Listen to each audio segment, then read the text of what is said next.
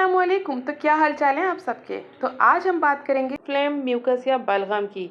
इंसानी सेहत और म्यूकस का गहरा ताल्लुक है और ये क्यों और कब कब अपने आप को कैसे चेंज करता है और इसके बदलते कलर से आप कैसे अपने अंदर होने वाली कोई भी डिजीज़ को पहचान सकते हैं। म्यूकस या बलगम, या फिर इसे आसान अल्फाज में कहा जाए रेशा, जो हमारी बॉडी खुद रोज़ाना की बुनियाद पर प्रोड्यूस करती है।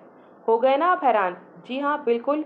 ये जो बलगम है ये हम रोज़ाना की बुनियाद पर हमारी बॉडी इसे खुद प्रोड्यूस करती है, इसीलिए इसका इंसानी सेहत से बहुत गहरा ताल्लुक है, क्योंकि ये हमारी बॉडी में एक प्रोटेक्टिव एलिमेंट के तौर पर काम करता है।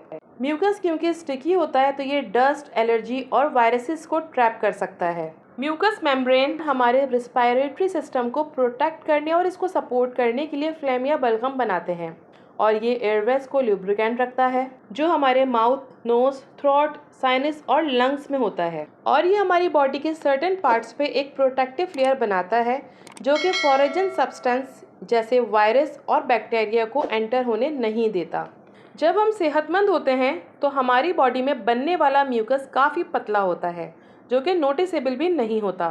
बट जब हम बीमार होते हैं या किसी ऐसी जगह पर हमारा टाइम ज़्यादा स्पेंड हो रहा होता है जहाँ धूल मिट्टी का ज़्यादा इस्तेमाल होता है या धूल मिट्टी बहुत ज़्यादा एटमॉस्फेयर में होती है, तो फिर हमारा म्यूकस काफ़ी थिक हो जाता है और वो नोटिसेबल भी हो जाता है।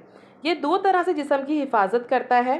पहला आइडियल साइकोलॉजी, और वो ये कि म्यूकस स्टिकी होता है इसलिए ये फॉरेन सब्सटेंस को ट्रैप कर सकता है, लाइक इन्फेक्शंस, बैक्टीरिया, वायरसेस और डस्ट पार्टिकल्स वगैरह, और ये इन्हें झाड़ू की तरह हमारी बॉडी से स्वैप कर सकता है। On the other hand have anti microbial properties, because ये एक स्टिकी वाटरी सब्सटेंस है जिसमें एंजाइम्स और एंटीबॉडीज़ जैसे कंपाउंड्स होते हैं जो इन्फेक्शन से लड़ते हैं। स्प्यूटम या सलीवा साफ और पानी की तरह है तो ये एक नॉर्मल हेल्थ की अलामत है। फ्लैम, म्यूकस या बलगम अगर सफ़ेद है तो इसका मतलब ये चेस्ट कंजेशन, इन्फेक्शन या एस्थमा की अलामत है।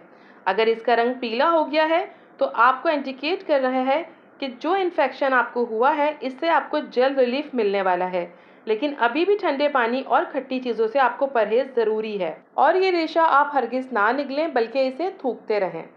अगर इसका रंग हरा हो रहा है तो इसका मतलब आपका इम्यून सिस्टम जवाबी कार्रवाई करते हुए आपको इन्फेक्शन से बचा रहा है, लेकिन इसका मतलब ये नहीं कि आप आराम से बैठ जाएं।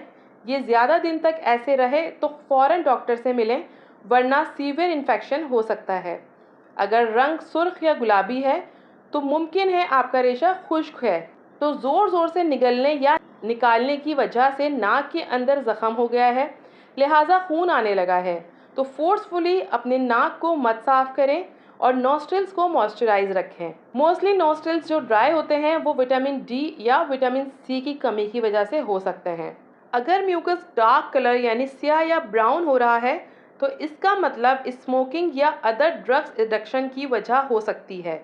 इसका मतलब ये सीवियर फंगल इन्फेक्शन है, तो इसको सीरियस लेने की ज़रूरत है। अब इन मसलों से निकलने के लिए ज़्यादातर लोग सेल्फ मेडिकेशन करते हैं, ओवर द काउंटर ड्रग्स लेते हैं, और यहीं ये गलती कर जाते हैं, क्योंकि या तो ये मेडिसिन म्यूकस को सप्रेस कर देती हैं यानी दबा देती हैं, या कुछ मेडिसिन म्यूकस को थिन करके बॉडी से बाहर निकालती हैं।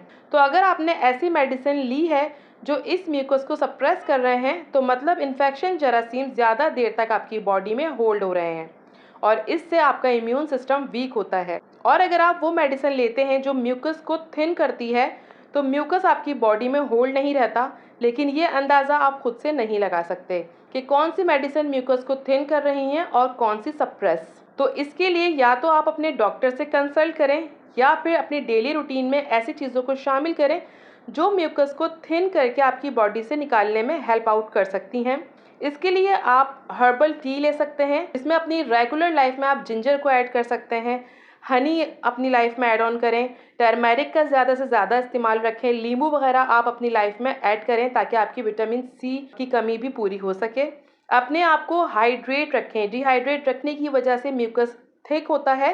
ह्यूमिडिफायर यूज़ करें जो कि आपके एटमॉस्फेयर को मॉइस्चराइज रखे और आपके हलक और गले को खुश्क ना होने दे, जिससे आपके गले या चेस्ट में इजाफी बलगम को कम करने में हेल्प मिलेगी। तो होपफुली आज की वीडियो भी आपके लिए हेल्पफुल साबित होगी। वीडियो पसंद आती है तो लाइक, शेयर, सब्सक्राइब करना मत भूलिएगा। मिलती हूँ नेक्स्ट वीडियो में। अल्लाह हाफिज़।